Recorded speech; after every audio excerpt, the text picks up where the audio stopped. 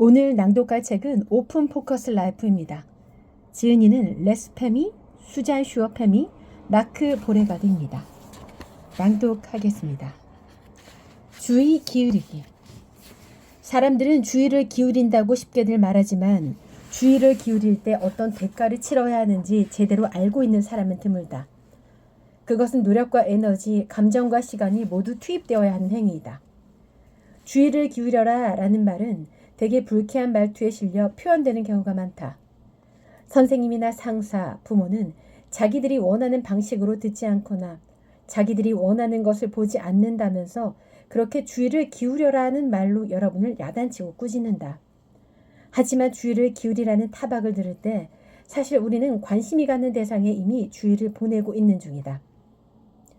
밖에서 들리는 새소리와 따스한 햇살에 마음을 빼앗기고 공상에 빠지고 선생님이나 상사가 던진 말에서 촉발된 상상의 흐름에 몸을 맡기고 있는 것이다.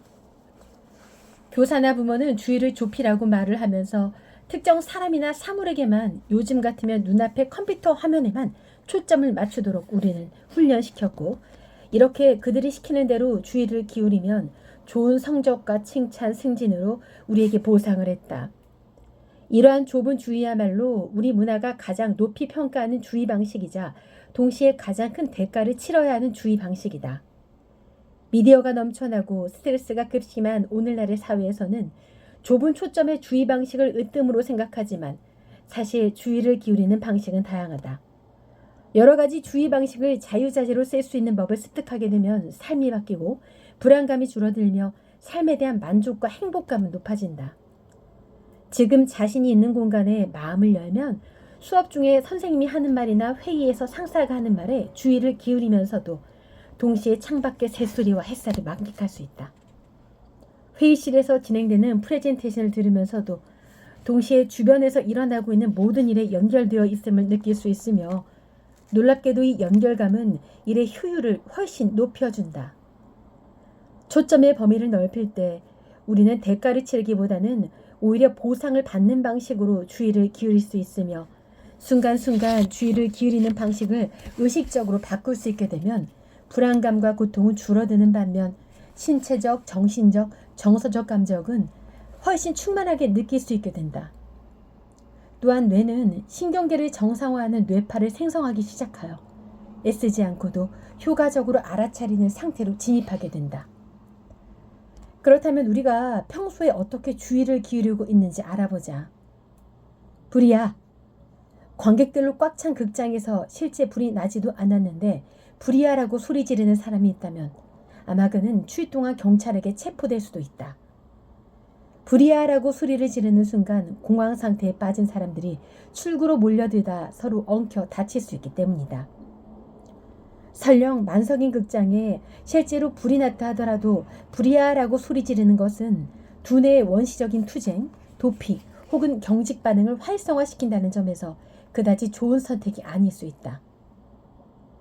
이것은 그 어떤 주의 집중 방식보다도 큰 에너지가 소모되고 불안이 야기되는 비상주의 모드이며 이 모드는 매우 특정한 기능을 가지고 있다.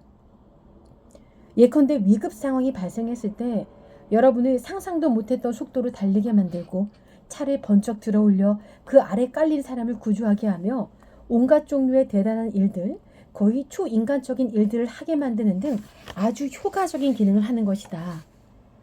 하지만 동시에 지금 당면한 위험에만 좁게 초점을 맞춰주면 심장 박동수와 혈압이 올라간다. 현재 우리 문화에서는 비상 상황이 전혀 아닐 때조차 이 비상 모드를 켠 채 보내는 시간이 많다. 주의의 반경을 한껏 좁힌 채 한 번에 작은 한 부분에만 주의를 기울이도록 교육받으며 자랐기 때문이다. 과속 차량이 달려오고 있다거나 사나운 개가 쫓아오고 있다거나 아이의 머리 위에 있는 화병이 위태롭게 흔들리고 있다거나 하는 비상 상황이라면 좁은 주의가 본인이나 타인의 생명을 구할 수 있다. 하지만 이 모두가 지나치게 오래 지속된다면 심장병, 고혈압, 그 외 불안과 관련된 여러 가지 질병과 이상 증상이 생명을 갉아먹을 수도 있다. 좁은 주의가 위급 상황에서는 효과적일지 몰라도 훨씬 유연한 방식의 다른 주의 방식과 비교하면 여전히 부족한 점이 많다. 앞의 극장을 다시 예로 들어보자. 불이 났다는 소리에 공황 상태에 빠져 생존에만 좁게 초점을 맞추게 되면 출구로 사람들이 몰려 오히려 오도 가도 못하는 역효과가 날 수 있다. 이 상황을 최대한 잘 풀어내기 위해서는 당면한 위험에 좁게 초점을 맞추는 동시에 주변 환경과 다른 사람들에게까지도 주의를 넓혀야 한다. 그래야 모두가 함께 안전한 장소를 대피할 수 있다. 이 책을 통해 공간을 인식하는 능력을 키우게 되면 갖가지 비상 상황뿐 아니라 실제로는 비상 상황이 아니지만 위급하게 느껴지는 일상의 상황들에서도 더욱 잘 대비할 수 있을 것이다. 주의를 기울이는 4가지 방식. 사람들은 보통 자신이 어떻게 주의를 기울이고 있는지 깊이 생각하지 않는다. 하지만 주의를 기울이는 것도 하나의 행위이며 의식적으로 주의를 기울일수록 삶에 대한 통제권을 더욱 확실하게 쥘 수 있다. 약간의 연습만으로도 여러분은 자연스럽고 유연하게 주의를 기울이고 상황에 맞게 자유자재로 주의 모드를 바꿀 수 있을 것이며 연습의 효과가 체감되기 시작하면 신이 날 것이다. 반갑게도 그 효과는 즉시 맛볼 수 있다. 우리는 누군가로부터 에티켓을 배우거나 혹은 관찰이나 시행착오를 통해 적절한 에티켓을 몸소 깨쳤을 것이다. 친구들과 편하게 바비큐 파티를 할 때와 거래처 담당자와 업무차 점심 식사를 할 때, 또 클래식 음악 콘서트에 갔을 때 사람들이 하는 행동은 모두 다르다. 상황별로 적절한 행동이 다 다르기 때문이다. 주의를 기르는 것도 마찬가지로 상황에 따라 적절한 방식이 필요한데 우리 문화에서는 그 누구도 그것을 가르쳐주지 않는다.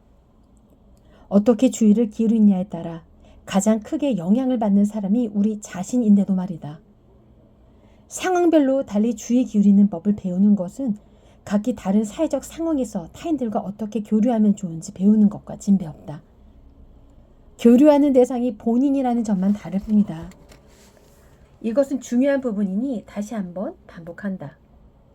주변 환경에 유연하게 주의 기울이는 법을 배우는 것은 결국 해당 상황에 가장 적합한 방식으로 자신과 교류하는 법을 배우는 것과 같다. 주의 모드를 유연하게 오가는 법을 배우면 이 상황에서 다음 상황으로 쉽게 빠르게 옮겨갈 수 있으며 이를 통해 자신에 관한 중요한 사실들을 알 수 있다.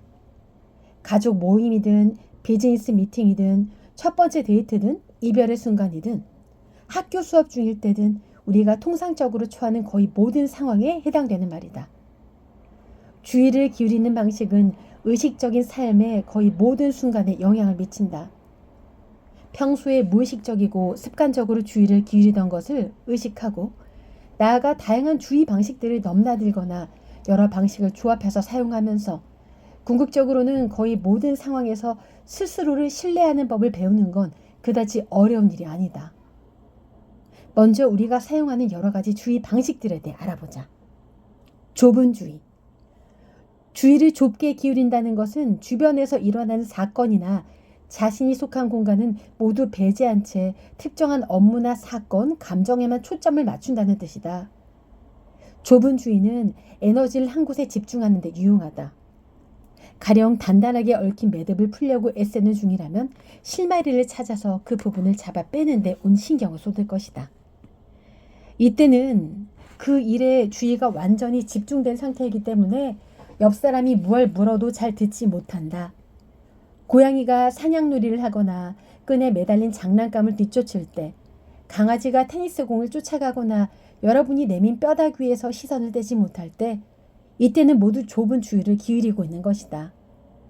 주의의 범위가 좁아지면 모든 에너지 자원이 한동안 하나의 초점으로 모이게 되는데 이렇게 주의를 하나로 모으는 일은 보통 의식적으로 이루어진다. 매듭을 풀려면 초점을 의도적으로 좁혀야 한다. 사냥을 할 때 고양이는 초점을 먹잇감으로만 한정해야 한다. 안 그랬다가는 다른 자극에 정신이 흐트러져 먹잇감을 놓치고 말 것이다. 이렇게 의식적으로 초점을 좁히는 것은 되게 유용하게 작용한다. 하지만 우리는 자기도 모르게 스스로에게 해가 되는 방식으로 주의를 좁히기도 한다. 누군가와 언쟁 중에 있거나 상대방이 화난 목소리로 쏘아붙일 때 우리는 그 사람이 내뱉는 말이나 두려움이나 분노 같은 자신의 감정에만 초점을 맞추곤 하는데 그럴수록 의견 차이를 해소하기는커녕 더 소원해질 뿐이다. 초점을 좁혀 집중하는 것은 그 목적이 뚜렷하거나 해야 할 일이 분명할 때는 큰 도움이 되지만 평소에 하듯 반사적으로 혹은 습관적으로 무심결에 하다가는 실제로는 유용할 수도 있을 환경의 다른 측면들, 다른 장면이나 소리, 감정 등을 지각하지 못하게 된다. 이는 스트레스 또한 가중시켜 장기적으로는 생리적으로도 안 좋은 영향을 끼친다. 주의의 초점을 지나치게 좁히는 것은 말 그대로 질병을 유발할 수 있다. 오늘은 샨티 출판사의 오픈 포커스 라이프의 일부를 낭독해 보았습니다.